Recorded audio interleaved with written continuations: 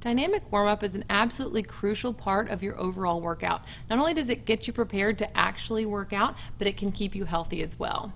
In general, I perform between 6 and 10 repetitions on all of the exercises in my dynamic warm-up. 10 would be better, but let's be honest, some people don't want to spend that much time doing their dynamic warm-up, so I'd rather you do 6 repetitions than to skip it completely. Now, while every individual is different and is going to have different needs, there are a few basics that we generally try to cover with our dynamic warm-up. We want to do hip mobility exercises to open up the hips. We want to do glute activation work to get the glutes firing. We want to open up the thoracic spine and get some mobilization there. And we want to get the core activated. So I'm going to show you some exercises how to do that. First and foremost, I'm just going to lie on my back and pull my knee to my chest. I'm not going to complete all repetitions of every exercise just for time's sake. But here, it's really simple. Just take the knee, give it a little tug. You don't want to pull it up too high. Just keep it nice and controlled. You'll just get about 6 to 10 on that side. Next is going to be an active straight leg raise. You can leave both your legs extended, or you can bend one knee and put your foot flat on the ground. Most important thing here is that you're not getting motion through your spine. Some people like to put their hands in the small of their back so that when they raise their leg, whenever they feel pressure on their hands from their lower back, they know that they're getting ready to start get motion through there. So I'm raising it slowly, keeping the knee locked, keeping the foot flexed, and stopping when I feel pressure on my hand. So that's the active straight leg raise. Now I'm going to flip over and I'm going to do a half kneeling hip flexor stretch. There are tons of different hip flexor stretches that you can do, but I like this one because it makes sure that you're not pushing too far forward. And some of the other ones, some people stretch too far and they actually overstretch their hip flexors, and that's not what we want to do here. So I'm going to get in this half kneeling position. My legs should be in line with the rest of my body. It's a really small movement. I'm just going to take my pelvis and just gently tuck it under. I'm going to relax. Tuck it under. I'm squeezing my glute. Again, you don't want to jam too far forward. It's just a really light tuck and a squeeze. Some people will feel more of a stretch than others, and that's fine. Just hold it for a couple seconds. So because I just did a little mild hip flexor stretch, I'm going to follow that up with some glute activation stuff and some more hip mobility. So I'm going to get on all fours and do some knee circles. So my hands are right under my shoulders, my knees are directly under my hips. A lot of people, when they get in this quadruped position, they'll base out really wide because they don't have any core stability. So their body's trying to widen their base of support because they don't have stability in their core. So here you want hands right under the shoulders, knees right under the hips, and you're just going to pick the knee up and just draw some circles. We usually go 6 to 10 in one direction, 6 to 10 in the other. And then we go straight up to the side, and this is called a fire hydrant. Really important here, it's not about range of motion, okay? You don't want to be twisting through your low back to get that leg up. You want it to all come from the hip. You want to use the glute to do it. So you think about lifting your knee up with your glute.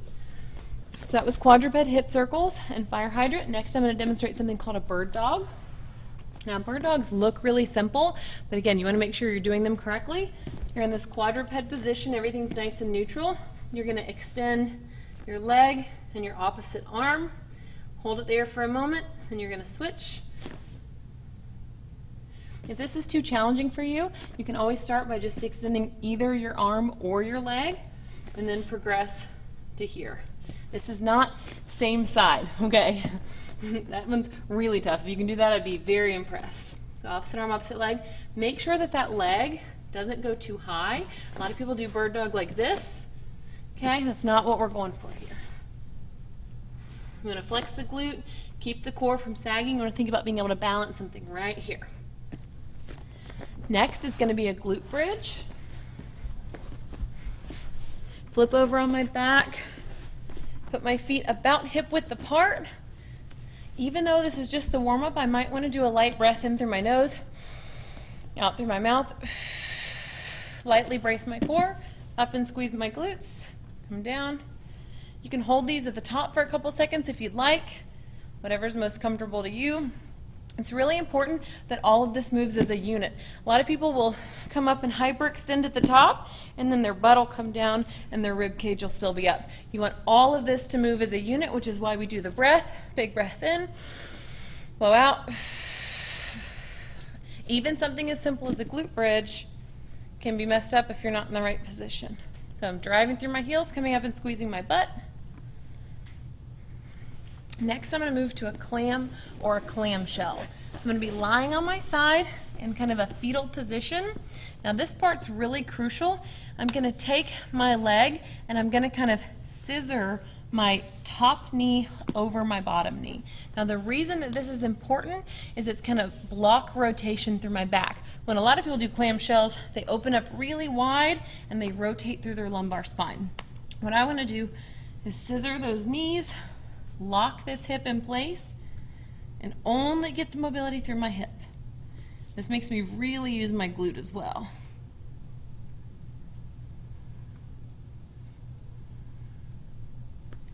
So that's a clamshell. Now I'm going to demonstrate what's called open book. So you're going to lie on your side, get nice and straight as you possibly can. You're going to take your top leg and you're going to pull it up as high towards your chest as you can, and you're going to grip it with your opposite arm. Okay, so again, getting as nice and straight as you can. Take this top leg, grab underneath the knee, grip it. Your hand's going to go behind your head.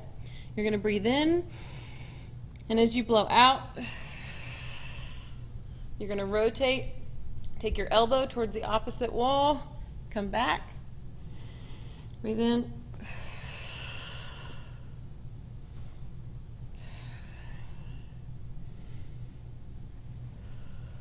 again, your goal would be to eventually be able to almost lie totally flat with your upper back on the ground.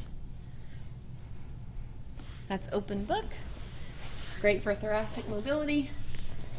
And so is quadruped extension rotation, which is what I'm going to show you right now. As I mentioned earlier, quadruped is this position. You can do quadruped extension rotation from this position, or, which is how I like to do it, you can rock back and kind of sit back onto your heels. The reason being, if you're sitting back onto your heels, you're going to be blocking that lumbar rotation. You'll see that's kind of the theme here. People want to get so much movement through there because they don't have core stability. So you can do it from here. Your hand goes behind your ear. You're going to brace your core lightly. I'm going to take this elbow between this hand and this knee, and then I'm going to extend and rotate up towards the ceiling kind of at a diagonal. So here, down, extend and rotate. I'm looking at this elbow the whole time. Again, if you were here, a lot of people do this with their spine, they'll side bend, they'll do anything they can not to keep their core stable. So I like to sit back, block that rotation, come down, and open up. And again, this is just my favorite dynamic warm-up. You might have some other exercises that you want to do, or some specific things. For example, if you need to work on ankle mobility more, or you need to do some extra things for your glutes, that's totally fine. But in general, this is a really good warm-up that helps kind of open that chest up, open up the thoracic spine, open up the hips a little bit, gets the glutes firing, gets the core firing, and gets you prepared for your workout.